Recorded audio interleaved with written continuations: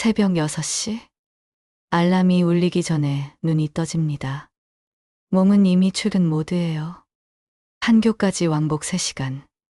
하루 12시간씩 회사에 있다 보면 집은 그냥 잠만 자는 곳이 되어버렸습니다. 현관문을 열면 어둠. 불 켜진 흔적이 없어요. 아내와 아이는 아직 자고 있고 저는 조용히 신발을 신습니다. 주방에 들어가 밥통을 엽니다. 텅 비어 있어요. 어제도, 그제도, 그 전날도. 냉장고를 열면 반찬 몇 개. 언제 만든 건지 모를 김치와 뚜껑 없이 방치된 반찬통. 냄새가 납니다. 썩은 냄새? 저는 그냥 문을 닫습니다. 편의점 삼각김밥 2개를 들고 출근합니다.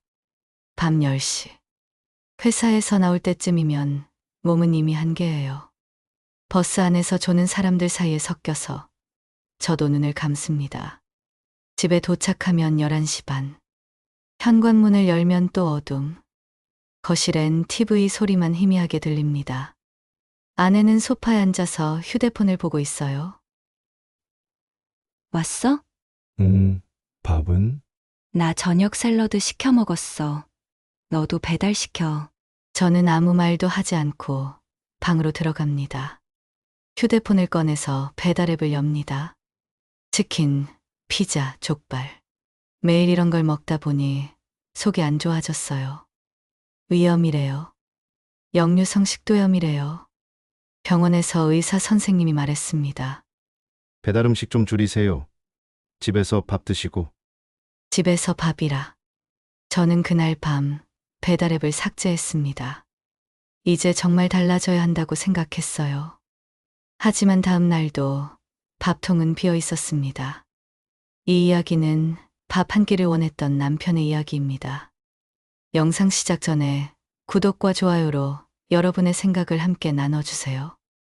여러분이라면 이 상황에서 어떻게 하셨을까요? 배달 앱을 삭제한 다음 날, 저는 조금 일찍 퇴근했습니다. 9시 반. 평소보다 1시간 일찍 집에 도착한 거예요. 현관문을 열었을 때 저는 기대했습니다. 혹시 밥 냄새가 나지 않을까? 혹시 주방에 불이 켜져 있지 않을까? 하지만 집은 어두웠어요. 거실엔 아이 장난감만 흩어져 있고 TV는 켜져 있는데 아무도 보고 있지 않았습니다. 아내는 방 안에 있었어요. 아이를 재우고 있다는 신호였죠. 저는 조용히 주방으로 갔습니다. 밥통을 열었어요. 역시 비어 있었습니다. 냉장고를 열었습니다. 반찬통 몇 개가 그대로 있었어요. 뚜껑을 열어보니 곰팡이가 피어 있었습니다. 저는 그걸 전부 쓰레기통에 버렸어요. 그때 방문이 열렸습니다. 왔어? 일찍 왔네. 오늘 좀 일찍 끝나서. 밥은? 아직. 너는? 나 아까 애 재울 때 시리얼 먹었어. 저는 아무 말도 하지 못했습니다. 나 요즘 배달 음식 못 먹어. 병원에서 집밥 먹으래. 아, 그래? 그럼 뭐 해 먹을래? 냉동실에 만두 있을 거야. 저는 냉동실을 열었습니다. 만두 한 봉지가 있었어요. 저는 그걸 꺼내서 프라이팬에 구웠습니다. 지글지글 소리가 주방에 울렸어요. 아내는 거실로 나가서 다시 휴대폰을 보고 있었습니다. 만두가 익었습니다. 저는 접시에 담아서 식탁에 놓았어요. 혼자 앉았습니다. 식탁은 넓었어요. 4인용 식탁인데 저 혼자 앉아 있으니 너무 넓었습니다. 만두를 한 입 베어 물었어요. 맛이 없었습니다. 아니, 맛이 없다기보다는 공허했어요. 씹을수록 목이 메었습니다. 저는 그날 밤 만두 3개를 먹고 멈췄습니다. 더 이상 넘어가지 않았어요. 다음 날도, 그 다음 날도 똑같았습니다. 저는 밤마다 냉동식품을 꺼내 먹었고, 아내는 샐러드를 시켜 먹었어요. 일주일이 지났습니다. 저는 냉장고를 열 때마다 한숨이 나왔어요.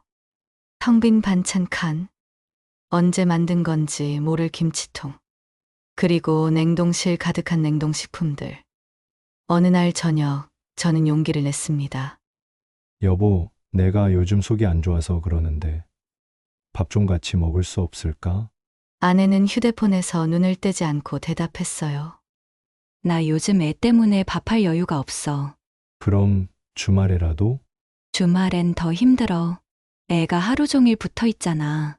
저는 더 이상 말하지 못했습니다. 아내의 목소리엔 피곤함이 가득했어요. 하지만 저도 피곤했습니다. 하루 12시간씩 일하고 와서 밥 한 끼 제대로 먹는 게 그렇게 어려운 일일까요? 그날 밤 저는 다시 냉동만두를 꺼냈습니다. 프라이팬에 올리고 기름 소리를 들으며 생각했어요. 나는 밥을 원하는 게 아니야. 그냥 가족이 같이 밥 먹는 모습이 보고 싶을 뿐인데. 만두가 타기 시작했습니다. 저는 불을 껐어요. 식탁에 혼자 앉아서 탄 만두를 먹었습니다. 아내는 그날도 방 안에 있었어요. 아이를 재우고 있었죠. 식탁 위엔 제 접시 하나만 놓여 있었습니다. 냉장고는 우웅 소리를 내며 돌아갔고, 저는 그 소리를 들으며 밥을 먹었어요. 혼자. 그렇게 한 달이 지났습니다. 저는 점점 말이 없어졌어요.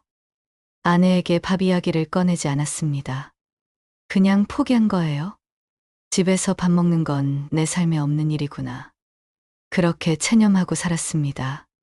하지만 그 체념이 결국 폭발하게 될 줄은 몰랐습니다. 주말이 왔습니다. 토요일 오후 3시. 저는 침대에 누워 있었어요. 평일 내내 쌓인 피로가 한꺼번에 몰려왔습니다. 아내는 거실에서 아이와 놀고 있었어요.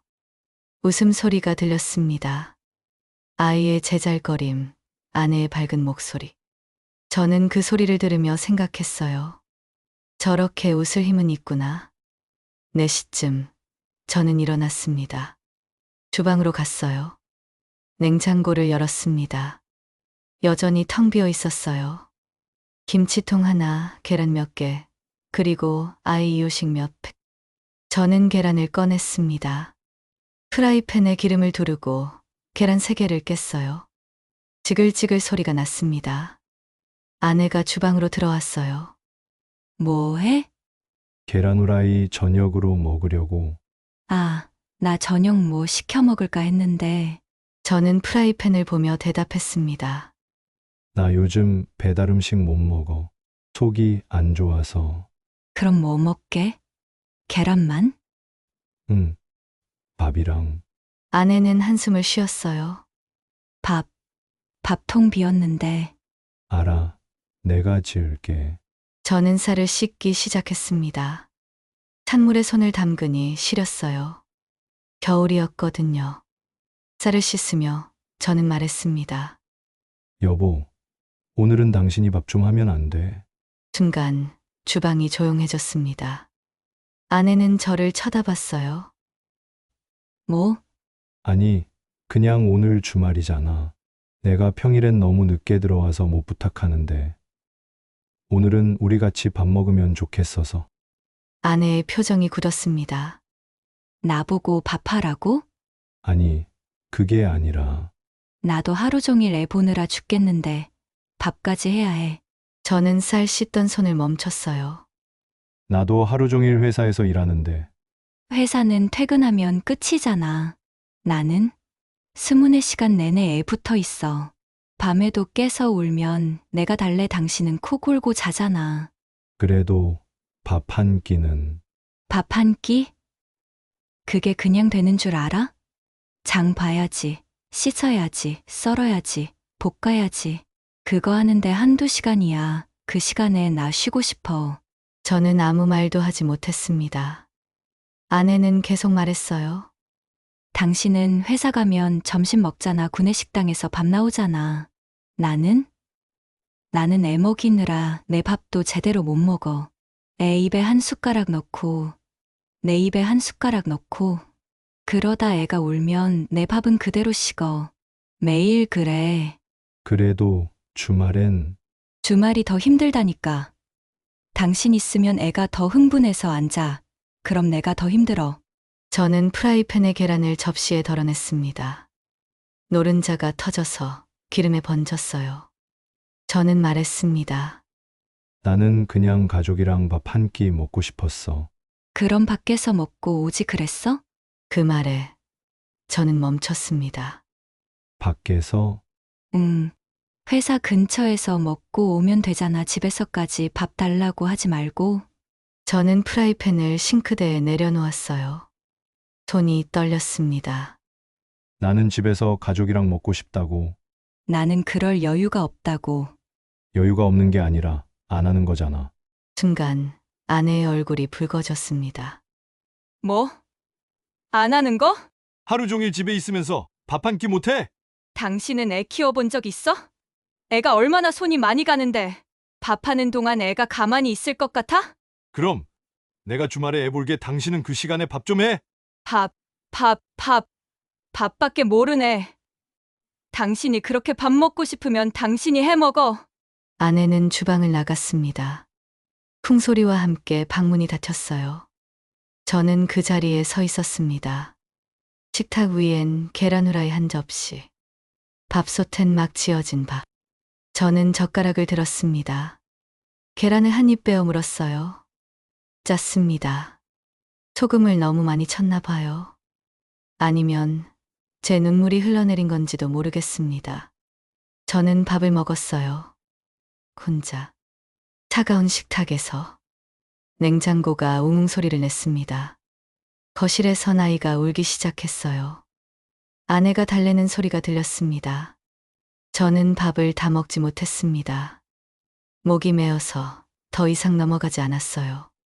그날 밤 저는 소파에서 잤습니다. 방에 들어가지 못했어요. 아내는 방문을 잠갔습니다. 다음 날 아침 저는 소파에서 눈을 떴습니다. 목이 뻐근했어요. 몸 여기저기가 아팠습니다. 거실은 조용했어요.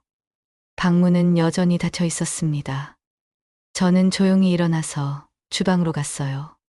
어젯밤 먹다 남은 밥이 밥통에 그대로 있었습니다. 딱딱하게 굳어 있었어요.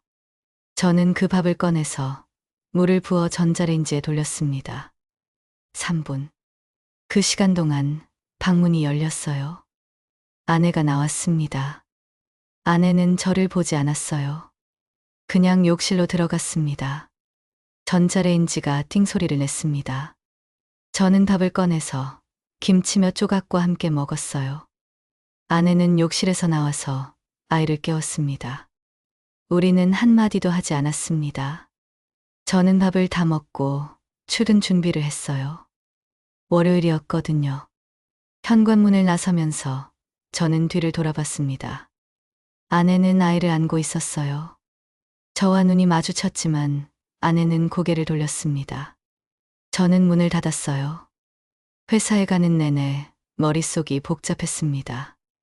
내가 잘못한 걸까? 밥 한 끼 해달라는 게 그렇게 큰 요구였을까? 하지만 동시에 이런 생각도 들었어요. 아내도 힘들겠지. 애 키우는 게 얼마나 힘든데. 그날 저녁, 저는 일찍 퇴근하지 않았습니다. 11시가 넘어서 집에 도착했어요. 집은 어두웠습니다. 거실에 불만 켜져 있었어요. 아내는 소파에 앉아서 휴대폰을 보고 있었습니다. 왔어.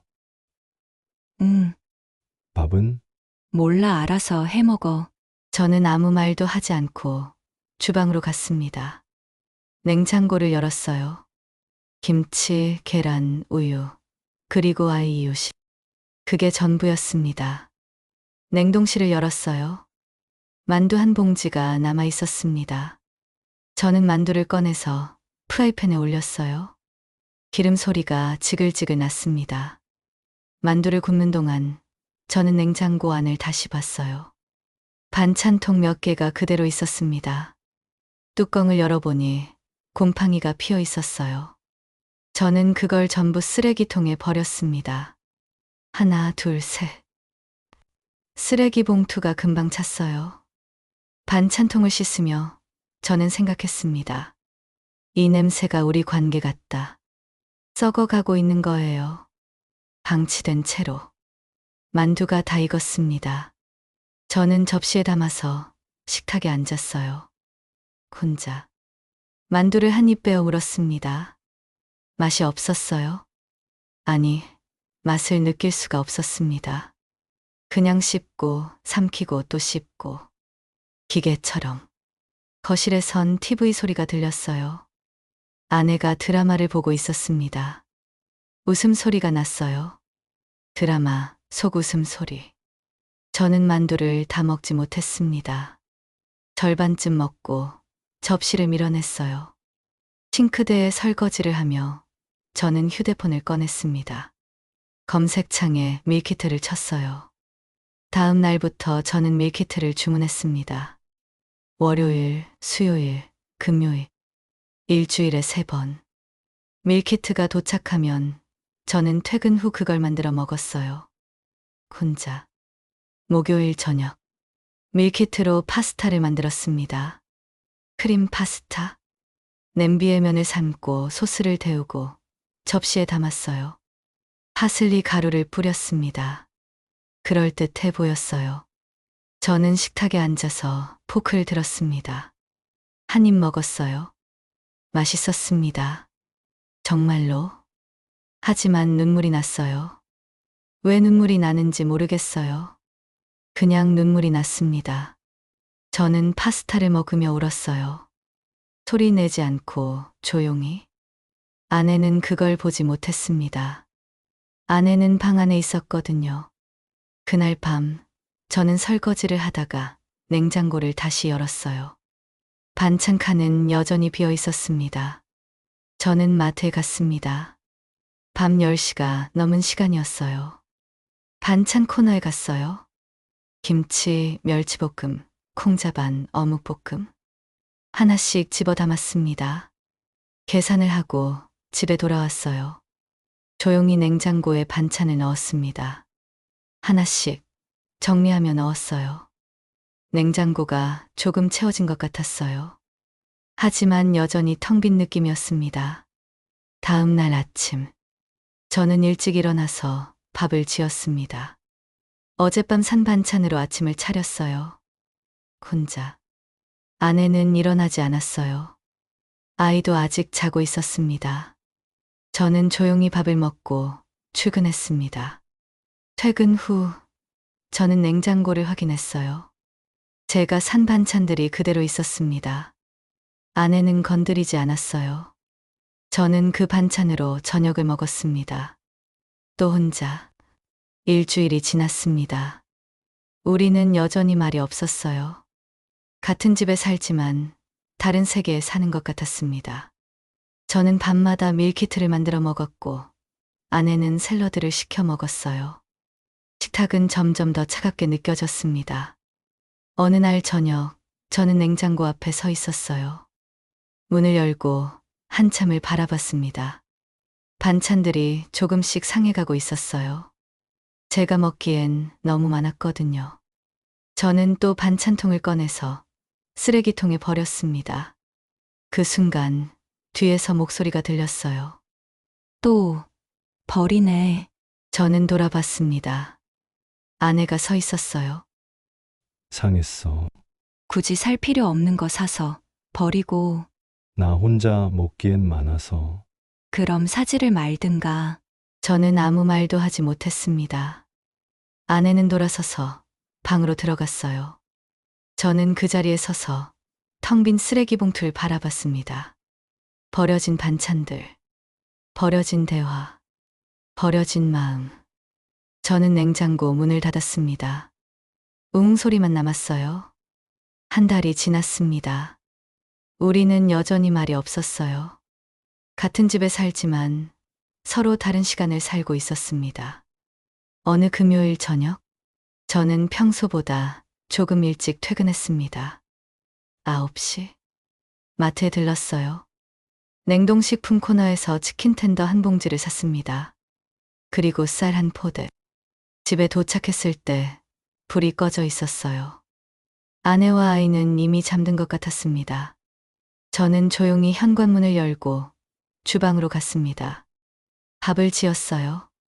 쌀을 씻고 물을 맞추고 밥솥 버튼을 눌렀습니다. 30분. 그동안 치킨 텐더를 꺼냈어요. 에어프라이어에 넣고 180도로 설정했습니다. 15분. 저는 식탁에 앉아서 기다렸습니다. 에어프라이어가 돌아가는 소리, 밥솥에서 김이 올라오는 소리, 냉장고가 우웅 돌아가는 소리. 그 소리들만 주방에 가득했어요. 15분 후 치킨 텐더가 익었습니다. 노릇노릇하게 구워진 치킨을 접시에 담았어요. 밥솥이 띵 소리를 냈습니다. 밥이 다 지어졌어요. 저는 뚜껑을 열었습니다. 하얀 김이 확 올라왔어요. 따뜻한 김. 집에서 밥 지은 게 얼마만인지 모르겠어요. 밥을 퍼서 그릇에 담았습니다. 치킨 텐더 접시 옆에 놓았어요. 식탁에 앉았습니다. 혼자. 치킨 텐더를 한 입 베어 물었어요. 바삭했습니다. 맛있었어요. 밥을 한 숟가락 떴습니다. 입에 넣었어요. 따뜻했습니다. 씹으며 저는 거실 봤어요. TV는 꺼져 있었습니다. 아이 장난감만 흩어져 있었어요. 방문은 닫혀 있었습니다. 저는 다시 밥을 떴습니다. 한 숟가락, 또 한 숟가락. 혼자 먹는 밥, 혼자 듣는 냉장고 소리, 혼자 앉은 식탁. 치킨 텐더를 다 먹었습니다. 밥도 반쯤 먹었어요. 더 이상 먹을 수가 없었습니다. 목이 메었거든요. 저는 숟가락을 내려놓았습니다. 그리고 중얼거렸어요. 누구에게 말하는 것도 아니었습니다. 그냥 혼잣말. 나는 밥을 원한 게 아니었어. 목소리가 떨렸어요. 그냥 가족이 같이 밥 먹는 모습이 보고 싶었을 뿐인데. 저는 식탁을 바라봤습니다. 4인용 식탁. 제 자리 하나만 차 있었어요. 나머지 3자리는 비어 있었습니다.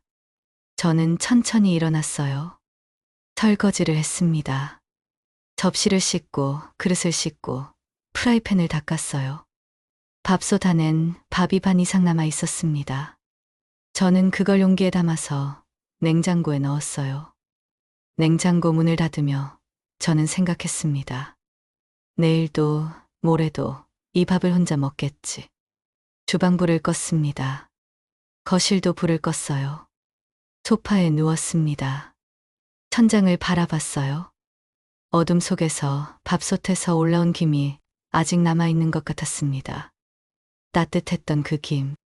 저는 눈을 감았어요. 밥솥에서 올라오는 하얀 김. 당신이라면 누가 더 잘못했다고 생각하시나요?